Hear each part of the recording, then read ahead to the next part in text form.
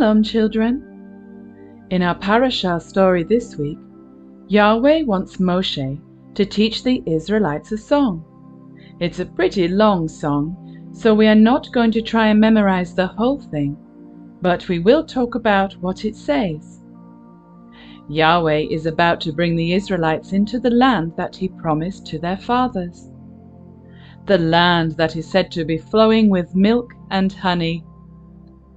But He knows what is awaiting them once they have been there for a while, and it's not all good. The land is pretty awesome, but the Israelites are going to start doing some things that they are not supposed to do. Have you ever started doing something new and been really excited about it, but then, after a while, started to get tired of it? Well, Yahweh knows that this is what the Israelites are eventually going to do once they've been in the land for a while. They are going to have so many good things, like plenty of food to eat, that they are going to get spoiled and forget who gave them all that food and abundance. And then they are going to decide to do that thing they promised they would not do. They will turn to other mighty ones and break their covenant with Yahweh. Oh no! Remember how we taught that obeying Yahweh's instruction would bring blessing. But if the people did not trust Yahweh and obey Him, there would be some unpleasant consequences. This song that Moshe wrote down tells how the people will forget about Yahweh. But when they do, they will always have the song with them, so that they can read it and be able to see why all these awful things called curses are happening to them. Then maybe they will realize that they should turn back to Him and start listening to Him again. So Moshe taught the song that Yahweh gave him to the Israelites. It starts out telling how Yahweh's instruction is good and falls down as the blessing of rain. His ways are right and perfect. The song tells us that He is our rock. His work is perfect. But people who are unwise act in ways that His children would not act. The song says that Yahweh chose the people of Israel, the children of Jacob, to be His people. Yahweh watched over them as an eagle watches over her nest and gave them everything they needed.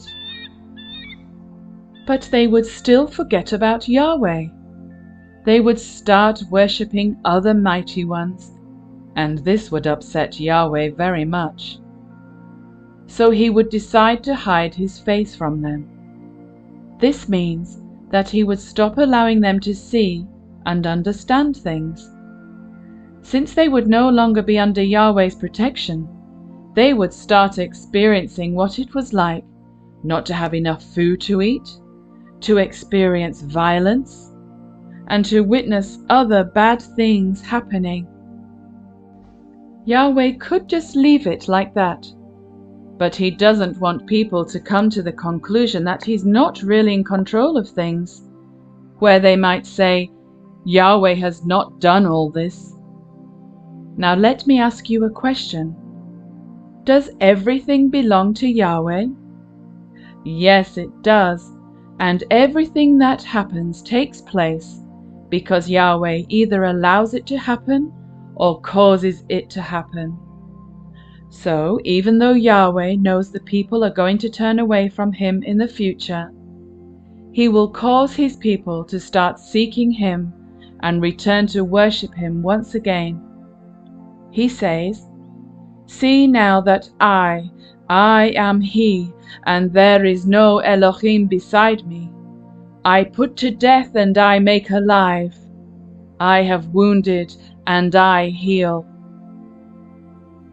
And so He will pardon His people and His land.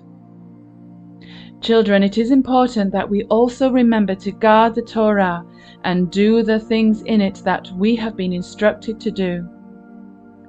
Moshe tells the Israelites, "Set your heart on all the words with which I warn you today, so that you command your children to guard to do all the words of this Torah.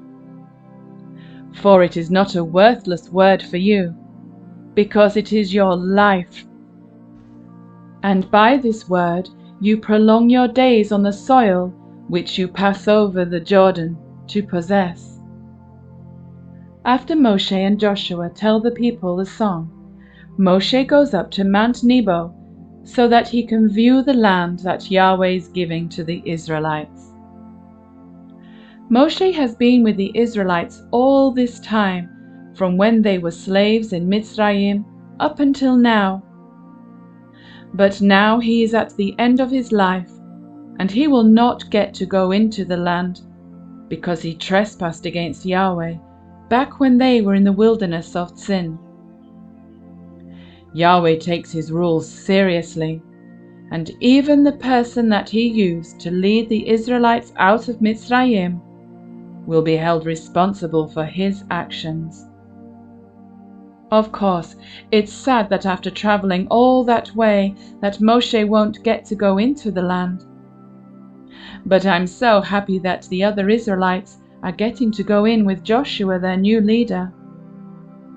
And in the future, when they stop listening to Yahweh and get scattered away from the land, they will have this song to show them that Yahweh's ways are good and that they should return to following his Torah. Well, we've come to the end of our story for today.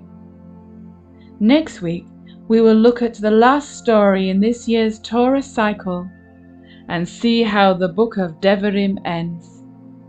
Shalom.